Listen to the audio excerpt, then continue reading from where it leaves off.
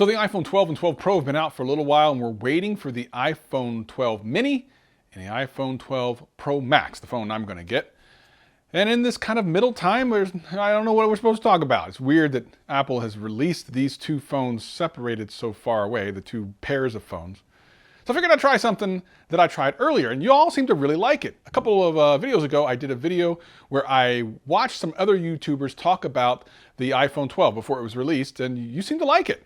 And it did really good on views, so I figured I might as well do it again. This time, instead of using people that I personally know everyone who was in the last video, I figured I would look at some of the reviews of maybe some creators that I don't specifically personally know and react to some of their reviews and see what the takeaway was. Now, I haven't actually watched a lot of iPhone 12 or 12 Pro reviews at all because I wasn't going to get one, so I didn't really care. But I figured it's YouTube. Let's get some content out there. Let's do something fun. So I guess I'm going to do that right after this. This is, you listening to Travis. What up, players? Welcome back. And for all you new people, welcome. My name's Travis and I do tech videos every single week and have a blast doing them. If that sounds like fun to you, sit back, relax, and enjoy the video. Anything I talk about will be in the description below. But for now, let's just get into the video. I have a feeling this video is going to be a little bit long because I'm going to pick several different creators and watch different segments from their review and just give my kind of feedback about it. So rather than waste a whole bunch of time here, let's go back to my studio where I do my live streams that I do on every Saturday. You should be joining that, so hit the subscribe button and the bell notification for that. And also GadgetCast, the podcast that I do with Greg from Greg's Gadgets, literally like the best tech podcast there is. Links in the description below as well for that. So let's get back to the studio. So I'm going to start off with Justine, the queen of Apple, ladies and gentlemen. She's been around for a long time. She's old school. She does it big. And here's the thing, man. Listen, some of y'all out there are hating. Listen, Justine loves Apple. That's the way it is. It's all right. Let her be that way. She's called Justine for a reason. It's not Android Justine. It's not Samsung Justine. It's Justine. You know what you're getting. She loves Apple. There's literally nothing wrong with that. And some people have a problem with her being excited about stuff. Y'all need to catch a damn L, because let me tell you something. I think you need a hug. Listen, she does for a living what she loves to do. And I bet some of y'all wish you could do the same thing. So don't hate on the young lady. She's just doing it big.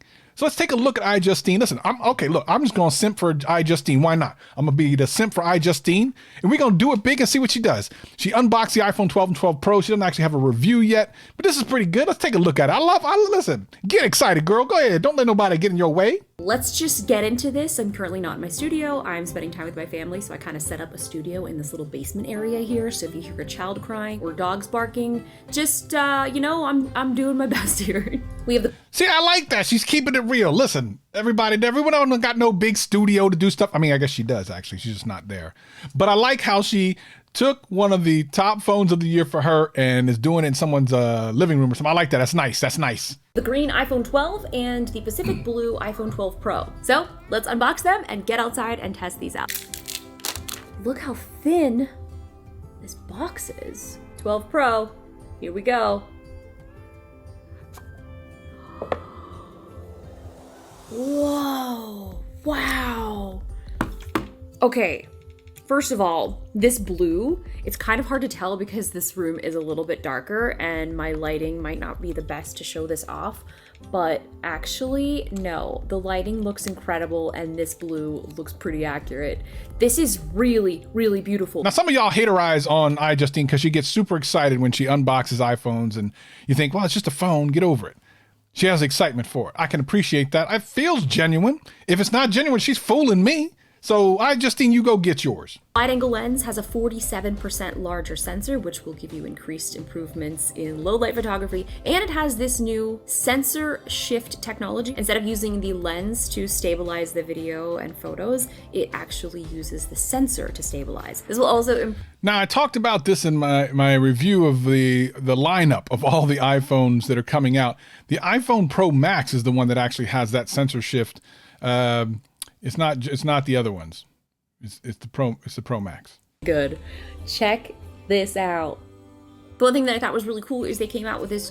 Bruh, that's the one I'm getting. That's the case I'm getting. Ladies and gentlemen, I've just been sold a case and I'm here trying to do a YouTube video.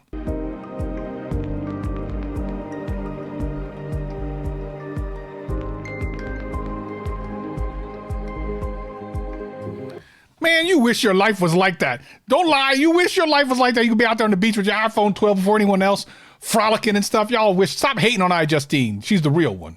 Next up is my dude, Michael Fisher, Mr. Mobile. I've talked about him on my channel before. He's collabed with me in a video. I met him at CES. Really great guy. Really enjoy his stuff. Watch all of his videos.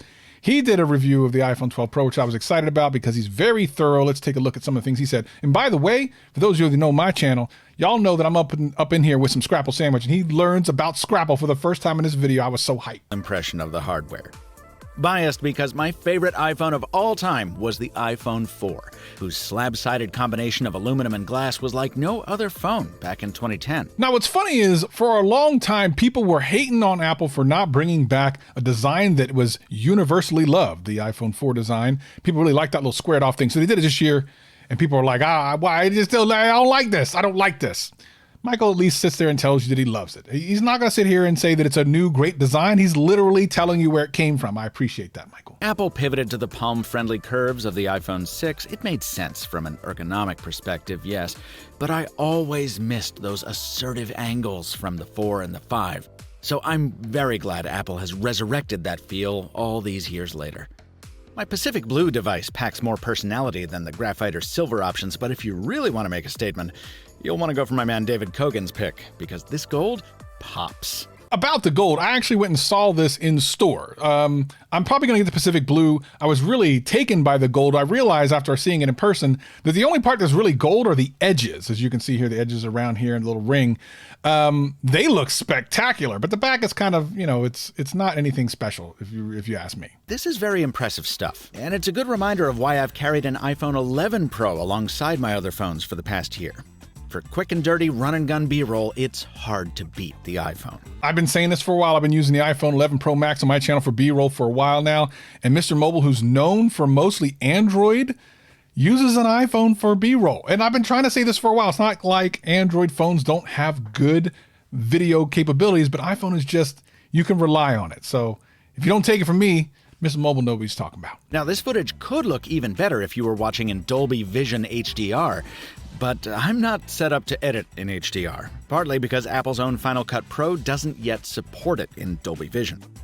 Now, sadly, I failed to notice that on the 12 Pro, Apple defaults the camera to HDR. Thanks to Renee Ritchie and Jonathan Morrison for teaching me how to convert the resulting footage using iMovie so I could edit it, but that still added a very tedious 6 hours to the process of building this video. This is actually really important. So I've been talking about Dolby Vision for a little bit here.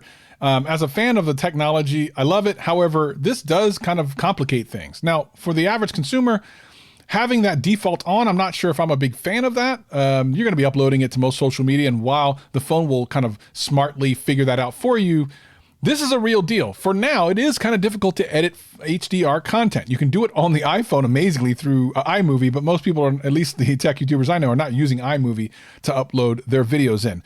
Now, amazingly, iMovie is doing what he's talking about in a much shorter amount of time. The processing power of this phone is incredible. But I think that's one thing that should probably be defaulted off, just my opinion. Brief moment of panic after filming what I took to be 4,700 reels of film. Low battery, 20% warning, right before 5. So I started the day at 10. 20% left at 5. If you take a lot of pictures and videos, watch out. That's problematic. This is one reason why I'm not going to the regular Pro or iPhone 12. The Pro Max lasts me a day and a half, sometimes 2 days if I'm really conservative. I am not stepping down in battery life. That is scary. Now, of course, he's doing a review. He's shooting lots of pictures and video, but I don't care. That's ridiculous. iPhone 12 Pro. And as expected, the phones go punch for punch. But occasionally, a subject like Philadelphia's historic City Hall will showcase the differences in approach, with the iPhone bringing more light and, in this case, a warmer tone, while the Pixel really leans into the dynamic range and sharpening to show every corner of the building's detailing. As you can see, there is a difference between the Pixel and the iPhone. This is really important because most people consider the Pixel range of phones the best camera on the mobile phones. But by and large, most cameras have caught up. Now, here's the thing. There is a difference here, but you might actually like the iPhone image over the Pixel image. Tell me in the comments below which one you like. Next up, Austin Evans. I love Austin. I've actually met him a couple times. Really great guy. I love watching his stuff. He's crazy. That's good enough for me. iPhone 12 is fast. However, how fast is it really? So we'll start out on the iPhone 12 Pro, then we'll get started on the 11 Pro, on the Note 20 as well as on the Pixel 5. Now going into this, I absolutely expect the iPhones to do very well here. Traditionally, the iPhone 11 Pro has been the most powerful smartphone that you can buy right now, and the 12 Pro promises to be somewhere in the 15 to 20% better range. Now that doesn't necessarily mean that it's going to be a massive step forward, right? It's one thing to have a higher Geekbench score, and it's a very different thing to actually see that performance in real world use. All right, 1605 single core, 4033 multi-core.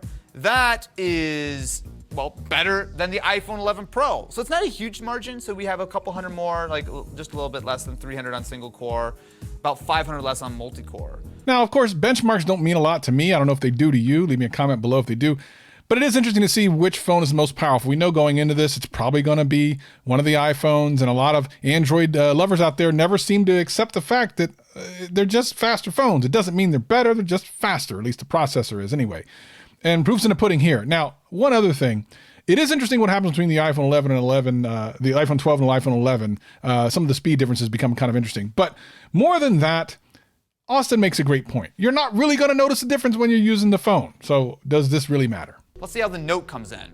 And we get 980 single core, 3246 multi-core. So Bruh, that's a huge difference. But again, it doesn't matter. Like, if you were to look at those things, you would think that the Galaxy Note 20 Ultra is trash, but it's not. It's like still one of the fastest Android phones out there. So again, Geekbench scores don't really make that much of a difference, but some of y'all want to know, and some of y'all are getting owned. Jetstream 2. So the way this works is not wildly different than Geekbench, so it runs a series of different tests and then gives you a final score. But this will give you a much better sense for how performant these devices are when it comes to things like web pages, which, when you look at apps, are pretty much everywhere these days. Okay, we have a score 182.6 on the 12 Pro, and we have 156.7 on the iPhone. All right, I mean, that is roughly consistent with the difference we saw in Geekbench. And our score is 73. Wow. So the Okay, this is just a slaughter. We're not going to continue. This is ridiculous. But what's really interesting is what's coming up here in a second. And we have some scores. We have 39 FPS on the iPhone, and wow, we burned 3% of battery in 1 minute. Wait a minute, hold on. The 11 Pro beat the 12 Pro? I don't know if I believe that. So we burned 3% of battery on both of these, and the frame rate was way more inconsistent on the 11 Pro. So it was 21 to 60 versus 31 to 47. Now, there might be a number of reasons for this. Maybe the test needs to be optimized for the iPhone 12, or maybe the processor just works differently. This is why you shouldn't just blindly jump from one generation to the next just because you think it's going to be the best. Yes, by and large, it will perform better, but there's going to be these weird instances where even previous hardware could beat new hardware. It just depends on what the idea behind the company is. Like if they want to have longer battery life, they may not try to push the throttle on the processor. You just never know. So again, we find some surprises in these new phones where it's not always better. I mean, it should be, but I guess it just not always is. Unbox Therapy, Lou. I've never met Lou. Had a run-in or two with him on Twitter or whatever. I don't know. I like him. I don't know if he likes me, but I like him. He's Canadian. I think by law he has to like everybody. Anyway, he's bringing back the bend test. I figured what kind of a video would this be if I don't talk about this? Let's take a look at the bend test. Episode of Unbox Therapy is brought to you by Later Case, the thinnest, coolest case for your new iPhone 12 or... I don't know nothing about the Later Case.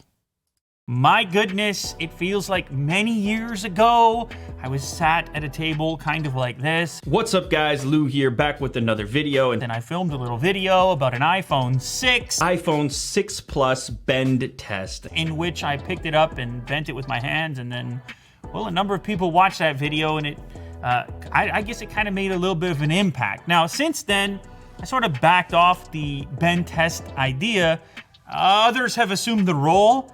But this release, the iPhone 12, has been met with new curiosity in the department of durability. And I've seen some tweets getting tossed around regarding the ceramic coating on the front of these models and some other tweets questioning the durability of the stainless steel frame on certain colors of the Pro model. Do they though? I mean, I guess they do. I'm here to watch it, so someone must have a question. I got a question. What the hell? Back of his iPhone 12 Pro actually cracked, putting it down on the table. Now, I realize there's a lot of these devices out there, and you hit a certain number, you're dealing with glass, it can crack, it can scratch. Sometimes it just goes that way, but the reason I'm bringing it up is because when you have a more rigid design, a more rigid material like stainless steel, then maybe you have a slightly higher tension. I don't know. These are, look at that, that's the Premium Defense A4 cut-resistant glove. Safety first. Put on the glove, son. I wonder if he got like nervous about this, because you got to remember his channel in a lot of ways was made by the bend test from the iPhone 6. It got so many views and got him so many subscribers and just kind of blew him up. That's what people knew him for. Coming back to this many years later has got to be interesting for him. I wonder what he's feeling inside, or if he's feeling anything. I mean, for me, it'd be like, man, can I still do this? Do I got the strumpf? This is a crazy thin aluminum device. Aluminum's a fairly soft metal, at least the frame. The glass is probably acting as more of the structural base here. Anyway, so screen's turned on. I'm gonna turn this to the side right here. Hopefully you guys have a decent visual. And let's go ahead and start to apply some pressure here.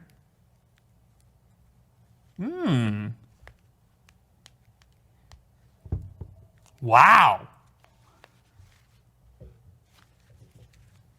I think you need jerry-rig everything's arms for this.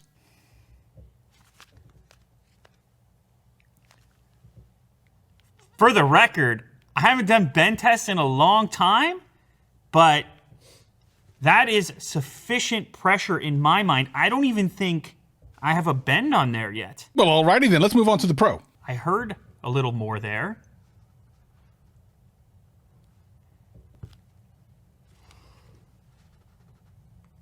Oh, baby. This one sounds worse. It's a little creakiness to it. Oh.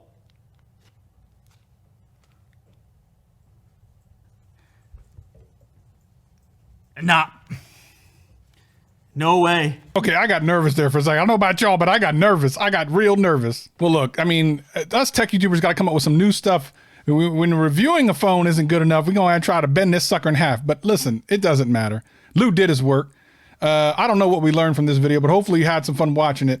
Actually, there is one more channel maybe I should check out. And finally, MKBHD. Everyone knows who MKBHD is, and he did an iPhone 12 review.